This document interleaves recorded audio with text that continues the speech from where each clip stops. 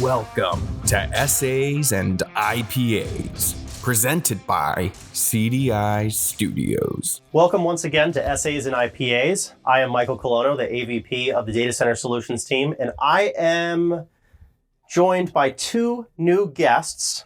Thank you very much for joining. So we have Alyssa. Yes. You want to introduce yourself? I'm Alyssa Hall, the Chief Marketing Officer at CDI. Okay. And Heather. And I'm Heather Smedley, a security solutions architect. Well, thank you both for joining. Let's open one of these guys here. You're flanked. I'm flanked by the ladies today. So we're doing something, since we're doing something different in terms of our guests, we have both ladies, which I'm happy about. We also have a non-alcoholic beer. This is personally what I drink a lot of times at home. This is Athletic Brewing Company. They have a whole array of different things, IPAs, ambers, sours, like based on, different times of year. It was something that personally, like, because I like the gym, a lot of the people I follow drink this because, like, sometimes you want to mow the lawn or grill a burger or whatever, and you want that taste of a beer, but you don't want to, like, sacrifice performance and stuff like that. So, because, listen, the show is SAs and IPAs, but we also have to agree with, like, literally science shows that, like, alcohol is basically poison for your body. And we enjoy it, but it's still, like, not great for you.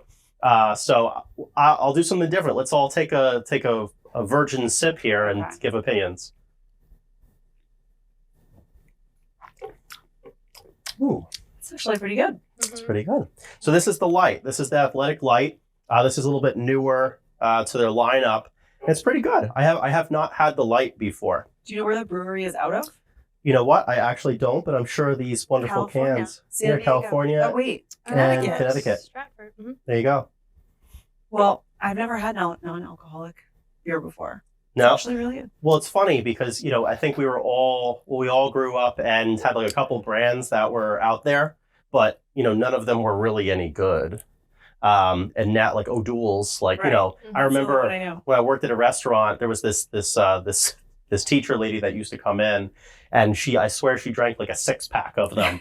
I was like, she must have been a tough day.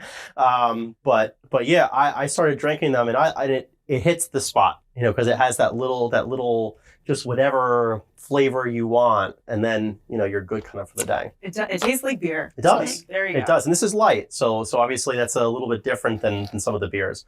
Kyle, who's normally on here, would probably like it because he likes, dirty water beer. But so we'll pick on him because he's not here.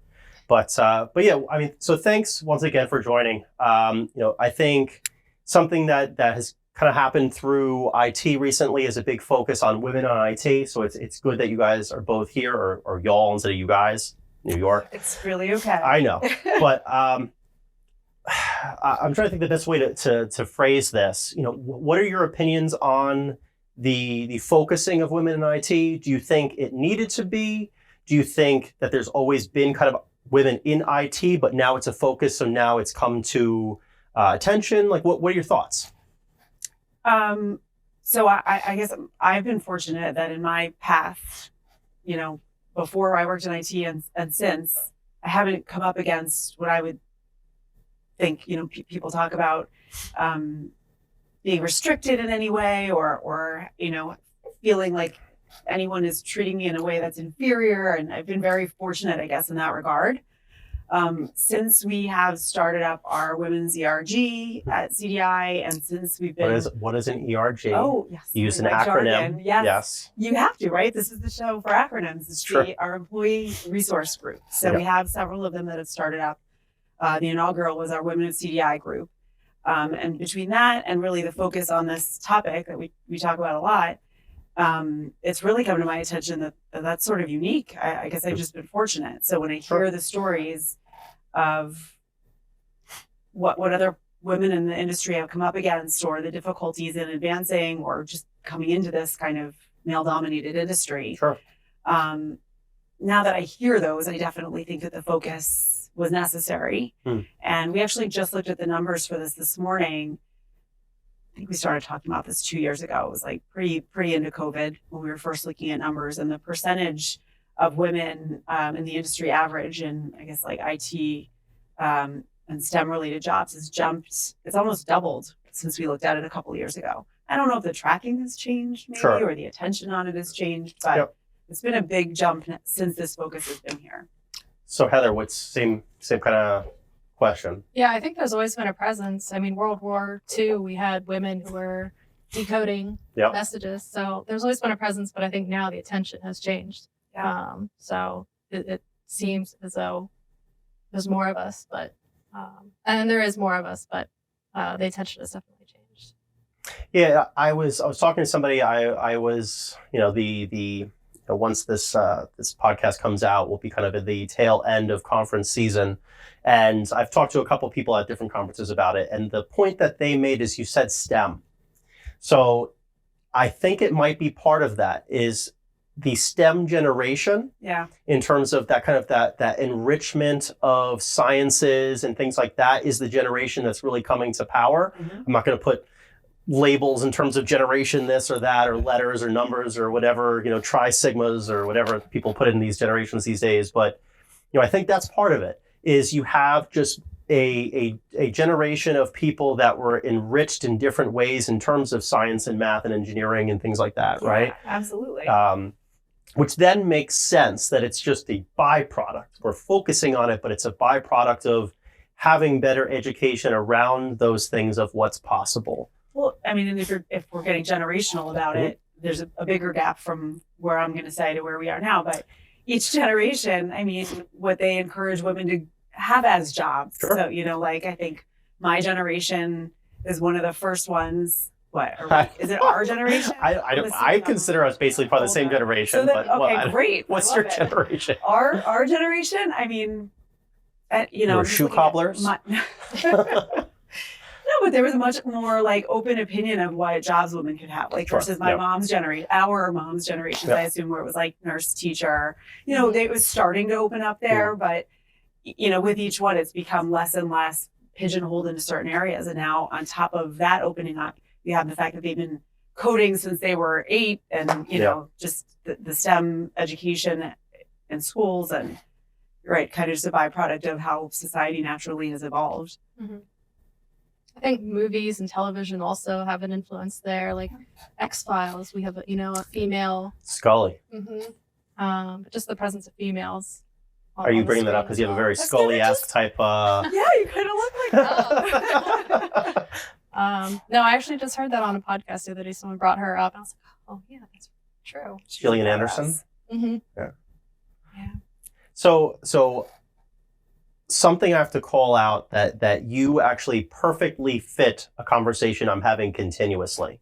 So if you could take us through a little bit of your background, how you got here, because you are a newly minted kind of a solutions architect in CDI world, and even more so in terms of security. So, and why I say that is because I'm constantly family, friends, my son, my daughter, my this is trying to get into security and pivot this. What's the first certification? You literally self-educated yourself through this. So, I mean, what made you want to do this, and what kind of track or mentoring or advice or anything that you got during that? A lot of it was trial and error. Okay. Ever since high school, I've done many things. I've worked at many different places, and none of them were very satisfying. But I came to Candoris. Candoris found me, is what I like to say. And I was very new to technology, no experience at all. I was working as an inside sales representative, but I enjoyed it, but there was so much to learn that I wanted to focus on one area. So security was it. Nice. So I enrolled, and I am actually finishing out my associates now. Nice. But it took a long time to get there. Lots of trial and error, trying different things, failing, trying, succeeding, trying again. But yeah, that's kind of what brought me here today. I'm in my late 30s now, and I'm just finding now what I really enjoy. So I get that. I found, I was always a computer nerd per se, and I was kind of pigeonholed in the computer science world in terms, I think we even talked about it in another episode, in terms of just it was just programming. And I was like, this is no offense to any of you out there that love programming. I'm not a programmer. I've done lots of scripting and programming. It's not my jam. And, so I switched, early on, and I was just like, this is not the thing for me. Mm-hmm. So like, I definitely, I've talked about in the show, I was a restaurant manager for a very long time. I got into finance for a little while, and then I just got lucky coming into IT, and apparently that's just what my brain likes, mm-hmm. and I should have been doing the whole time. Mm-hmm. And based on, not to praise you too much, but definitely I've heard from other people that you're doing very, very well. So obviously this is something that you potentially could have been doing this whole time, mm-hmm. But it's sometimes hard to find our niche.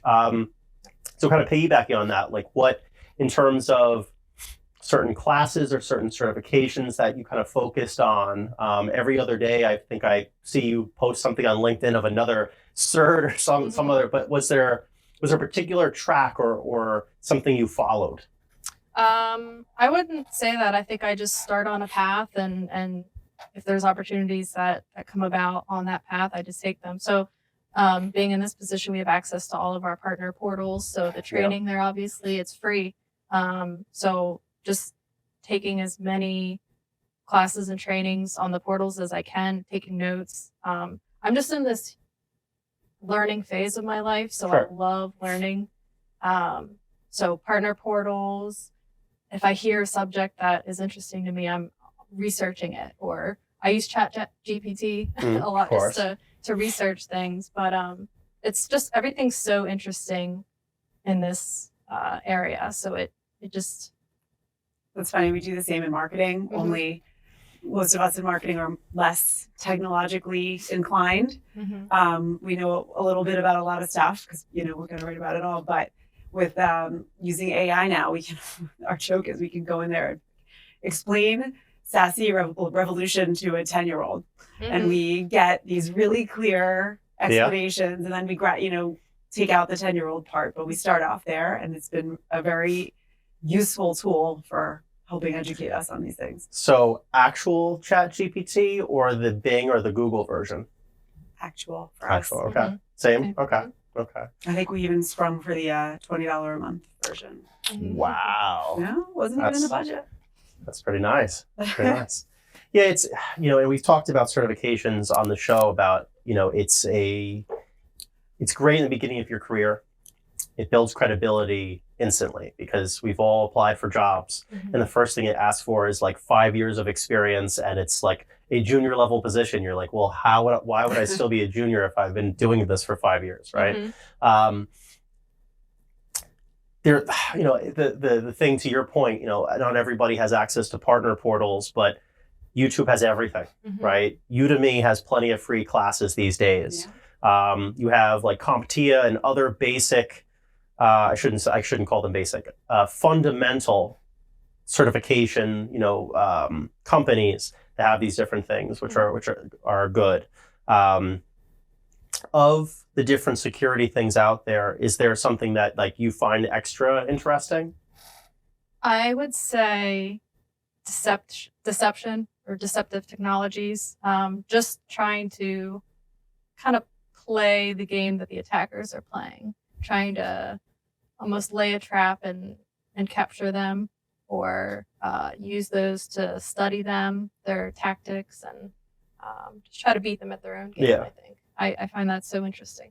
That's pretty cool. Yeah. So the question I have for you is, so I'm hoping everybody watching today knows that CDI is basically like a marketing machine. If it isn't content, it's events, it's other things, and you obviously steer that ship. Yeah. Heather's talking about all the different technologies, and there's all this learning, and we have all these different events. How hard or easy it is, I know not everybody in the marketing team's technical, to actually drive attendance and interest in the different things that we do. It depends. So I think the success of an event or a campaign isn't necessarily directly correlated to how much we understand the technology. Like, we need to coordinate with the technical people and the sales people, and it's sort of a mix, and the partners really, to determine what are the partners to be focusing on? What are the technologies to be focusing on? And then it splits, and it's either focus on things that we want to be pushing that maybe need help, or focus on things that are doing great and clearly taking off. So, and they're totally different, obviously. So it's interesting to us to see how often, like when it's something that's already showing traction, how easy it is to fill a webinar, how easy it is to fill an event. Webinars are like the true test. If you have an interesting topic, you don't have to offer gift cards, free lunch, nothing. It will fill up. And conversely, you could have something that you're being told to push, and it's we want to, whatever the reason it is, the relationship with the partner or whatever it is, and it's a struggle. I mean, we just had something today that we had to cancel, push because not one person registered. It just didn't resonate. So you could have really great events. I mean, we take a lot of pride in probably one of my events. It wasn't. It was not. After we're done recording, she'll probably tell me it was, but it's okay. No, it wasn't. I would have said it now. It'd be funny. But we take a lot of pride in the events that we throw, and we like the feedback that people like to come to CDI events. So if we're trying to throw an event and not getting registrants, like that's a very clear indicator. But it is tricky, to write content for something that we're not as intricately. And that's why I'm asking, and Heather, I don't know how much you know about certain different departments within marketing, but she's actually lying about how technical they are, because I've been on some of these calls between ChatGPT, different analytics tools in terms of web traffic and like other tools they have access to. Mm-hmm. There's a lot more technology that actually goes into like. You're right. We are very data driven. And I'm sitting here thinking that I couldn't speak to security solutions as well as you, so we're not very technical, but you're right. We have totally morphed in terms of a department and become very data driven. Thank you. You're welcome. Well, I've seen, you socialized, one of your QBR documents, and it was all data driven in terms of Salesforce scrubbing, in terms of validating different contacts, whether it was like, event statistics of like click-through stuff, participation, deals from events, like all that stuff, right? Yeah. I mean, that's all very technologically data-driven things. But you know what it is? Like to me, that's part of marketing, and that comes naturally. So it doesn't feel like when I talk to people within each of our different pillars or practice areas at CDI, that's a totally different kind of technology, and that does not come easily to me. So I come out and say that we're not as technical as the rest, but you're right. We have a lot of tools that we use that are very data driven, that drive leads, that determine the ROI of different campaigns and events that we've run. So we, I show up to the executive meetings now, and I've got my KPIs all set up and kind of use my data points. Yeah. What do you think? Within that kind of tool set, what do you think is the most valuable for you and your team in terms of data to see? Wow. It's a good question.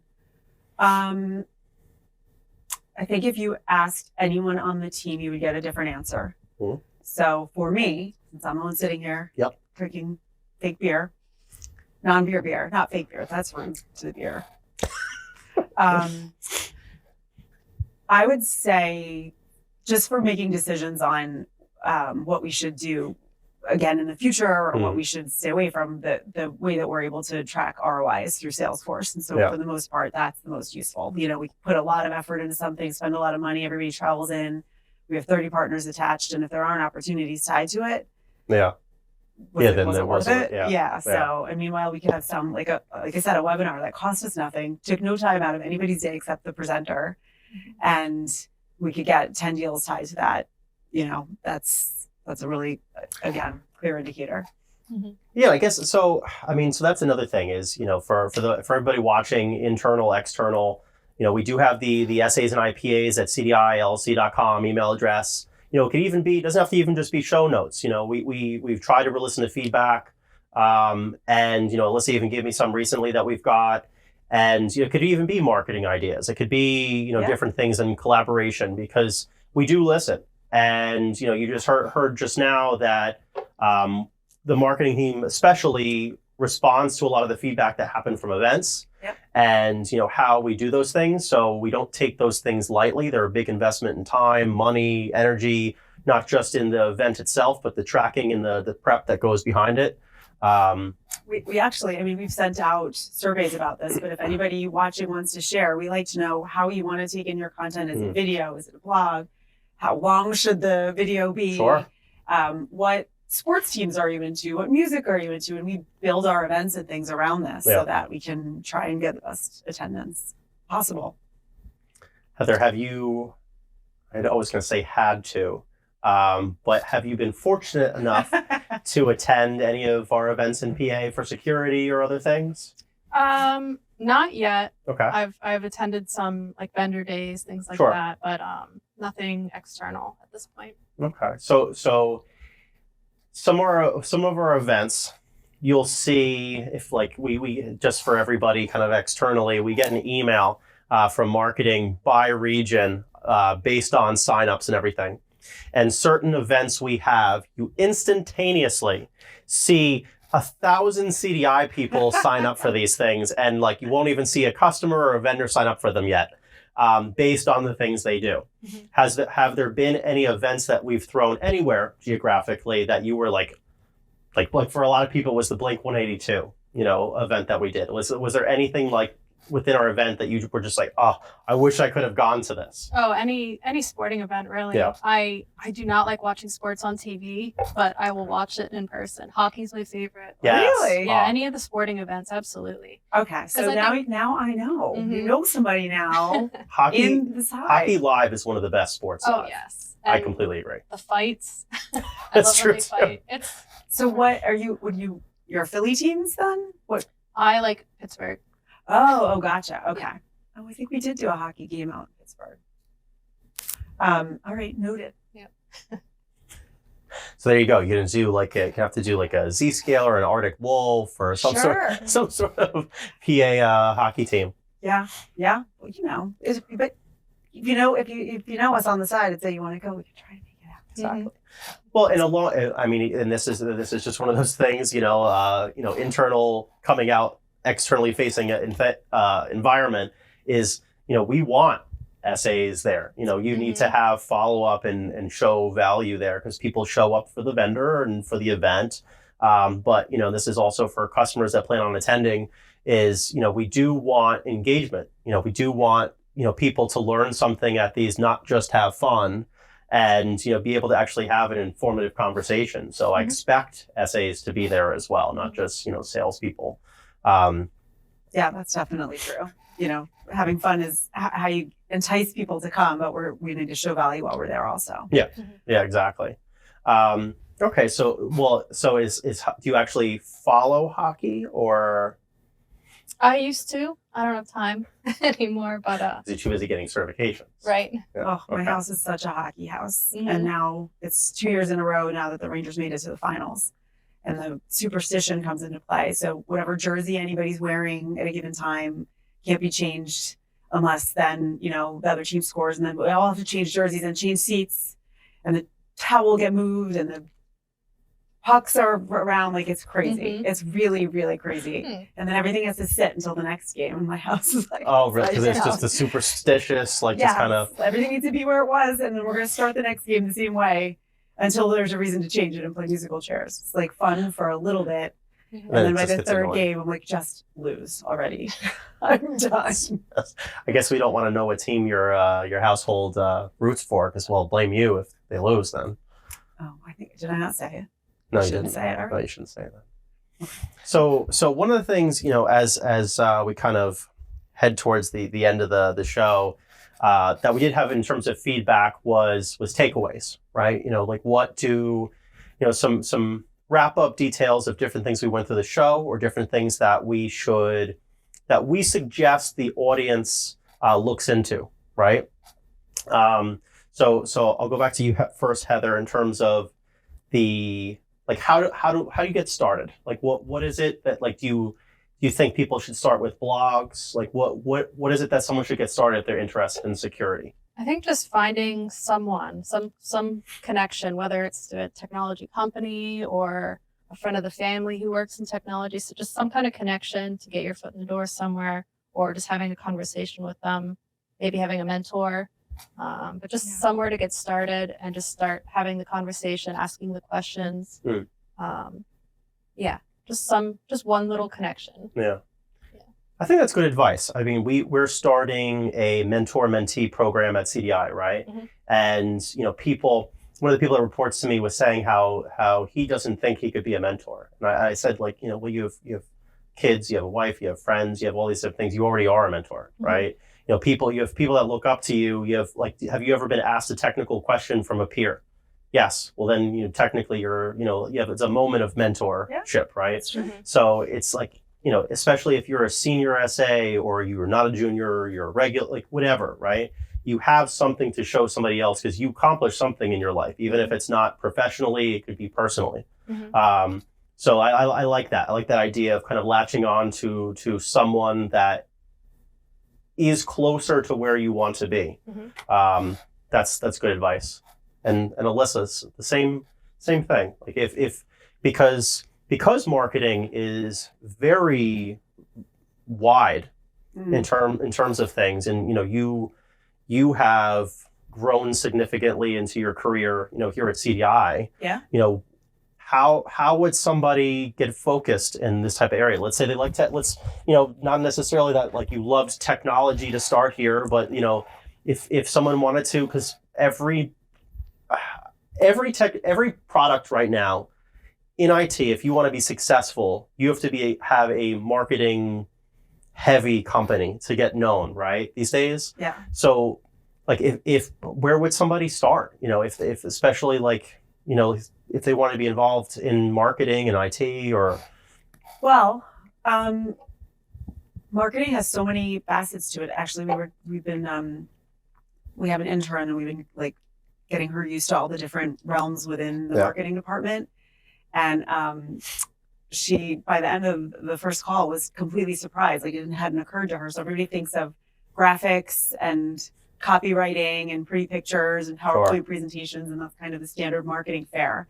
But then we have our partner business pillar within marketing, which deals with all of the over 200 partners now and setting up initiatives and campaigns and events with all of them. And that's really business development and relationships. So that's a different kind of marketing. You have to know how to use Photoshop or, PowerPoint. That's business development. And then we have our next area of marketing operations, which is Renee on our team always says data and dollars. So tracking all of the money that's coming in for funding from our partners for our mutual events and all the money that's going out, and really looking at the ROI and looking at what's driving leads. And it's very analytical, which again, nobody really thinks of as marketing. I mean, they definitely aren't in PowerPoint. They're in Excel and Salesforce all day. So I think that probably you could be interested in some of these areas and never really occur to you that might fall into marketing. So I guess the takeaway would be that there are more aspects to it than just what people think of as traditional marketing. I mean, we have some internal people actually that I guess are starting to learn about the analytics side of it and asking around about. We have a markups position that's open right now, and it's just been interesting really to see people's eyes open to the fact that we're more than just events, although we do love our events. We do.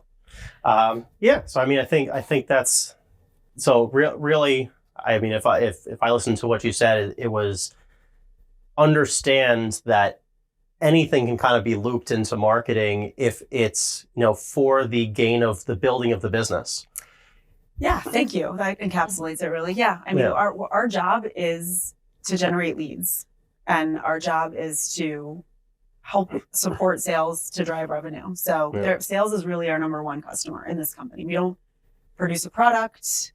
We're basically selling our thought leadership, our expertise, and that's to do that. You're relying on the technical minds in the company and the sales reps in the company to really guide us on where to be focusing. So being aligned in marketing with those two different entities is really vital. But yeah. Okay, cool. Well, We're gonna wrap up the show. It's a tame one today. It was, but I think we went over. Well, it's light beer. Light beer. Nobody. No Kyle, no Bob, right? So we actually accomplished things today. We did. It was very productive. At takeaways, but yeah. I mean, once again, I appreciate everybody for joining us today. Heather, thank you so much for coming on. Alyssa, thank you as well for coming on. I think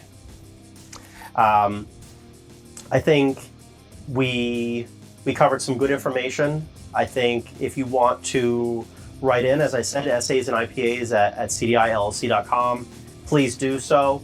We take your feedback seriously, as well as any suggestions. So thank you, and cheers. Cheers.